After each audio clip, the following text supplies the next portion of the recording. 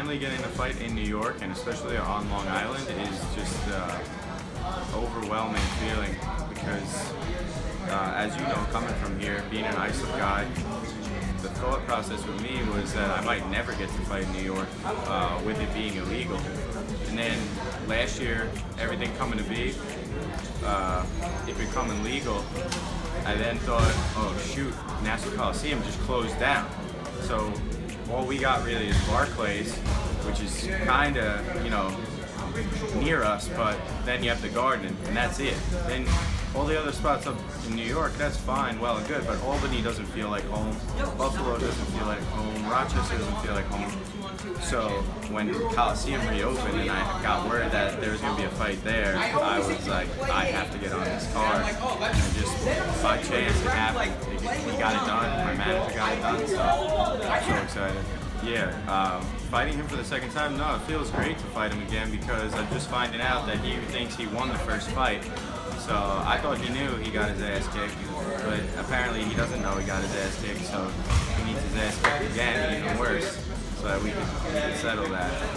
Yeah, there's a sense of urgency to win. There's always a sense of urgency to win when you're in the UFC, and a loss is never acceptable. And especially now with 2 losses, you know, you gotta look at it as a must-win. And I'm always looking to make a statement in there. I'm always looking to finish first round, be exciting. I know that's what the fans want to see. I understand. I get the sport. We want to see home runs. We want to see touchdowns instead of 60 yards and more. We want to see, you know, big plays, exciting finishes in fighting.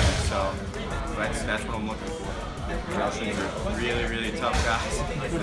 I mean, listen, I know it's a tough style for me, but I think I'm a firm believer that styles make fights, just like styles make wrestling matches. So I understand that having someone who doesn't break, who doesn't quit, who's just as physically strong as you and imposes that same grinding style is going to be hard to overcome unless you can knock them out or you know, put them out, which I almost did. You know, in each fight, I almost put them out with a choke and a head kick, and so I just learned, you know, keep working harder, keep developing, believe in my stand-up a little bit more. Like, I was too willing with the Russians to play their game and to scramble with them and roll around on the floor. I should have continued to get up because I would have hurt them more eventually. So with them, the emphasis has to be from now on, get back to your feet and make them pay. Yeah, we've started crushing quite a bit this camp in particular with Sarah Longo, with Belmore Kickboxing, and with Tiger Schulman's. And it's just bringing in a whole new rotation of guys that, because me and LaFleur and Dennis, we see each other so much, we're used to what we're great at. We kind of keep each other in check. So to get the new blood in there and get a little bit of that animosity back in with each other, it replicates that fight way better. So it's good to have that, you know, injection of the new guys in there to push you. I've drifted in my last few UFC fights away from my roots, which is my wrestling. Part of that is because I was kind of bowing to the fact that the UFC wants to see excitement and trying to kind of go with that and appease them and to go for like striking, knockout, and whatnot. But I think now re-embracing my roots, using that to set up my striking, is going to create opportunities for me on both sides. So I can't get away from it. I have to always keep it there and use it. I just have to do it effectively so it will open up my other areas. No, I didn't watch our last fight. It was 3 years ago, so I don't really care what happened there. I'm a different fighter. He's a different fighter. I remember, you know, what happened. I was there, so I recall it. But I watched his last fight with, I think his name is like Diasis or something like that. Just because that's the most recent one, that's probably the closest Frankie that I'll see. So we watched some tape on that, but I'm not getting crazy with tape this fight. I'm just going to do what I do. I kind of got away from my strength training. I just felt like it was breaking me down physically for my next day's training, and it was kind of leading to injuries that would linger. So I've gone more to like body weight stuff, core work, explosive training, and the emphasis has been, which it hasn't been in the past, is cardio and conditioning. So we're crushing pool sprints, treadmill sprints, hill sprints. Just really trying to make sure that I can gas him out. When we have the time, when we're not in camp, we're very involved. We'll even be down there cornering. But for this particular trike fight that's coming up, unfortunately, Dennis, Ryan, and myself, we've had so much going on with our own camp and other things that we're not able to really be as fully invested as we usually are. But we definitely don't separate ourselves from our up-and-comers. We're right there with them. Yeah, we just opened our second spot here. I branched out with Ryan and Greg, and we got the ISOP studio going at Gold's Gym, and it's been great. The response the first month and a half has been amazing. We got a ton of sign-ups. There's a lot of energy there. We already have some people that are looking to take it seriously. We have like almost like a full baby fight team there already. So the mix between the people that were just looking for a different workout and the people who are really passionate about MMA, I think it's just perfect out east there. There's really not a ton out there right now with the pedigree that Ryan and I have and Greg. So I think it's just going to be a perfect fit for that community and for us.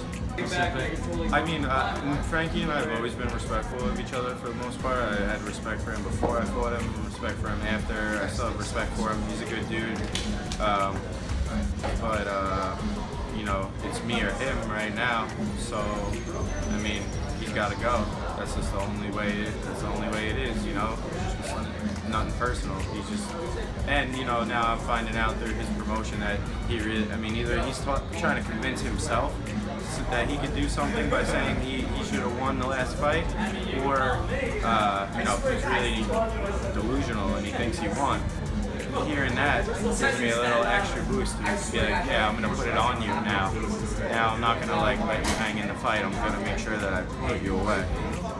I mean, there's always a little bit of distraction with people. Obviously, they don't understand the game. They don't really get where you are. That UFC doesn't let their athletes sell pedal tickets like you're in a regional promotion.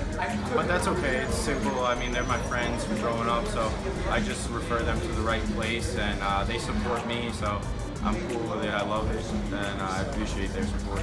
My motivation in this fight, to tell you the truth, everyone's always like, "Who are you fighting for?" and what's your?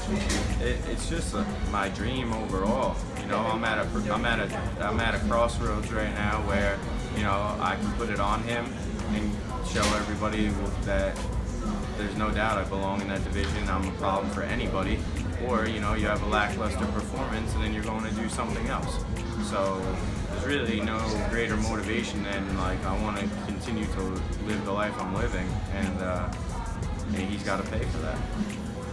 I mean, I think we all know what it is right now at this point. It's not what it should be. I don't know when it will become what it should be. I don't know if it's going to be after the three of us are done, or if it's going to change and, you know, we're going to get something done where we unite ourselves, which we need before that, which I hope happens.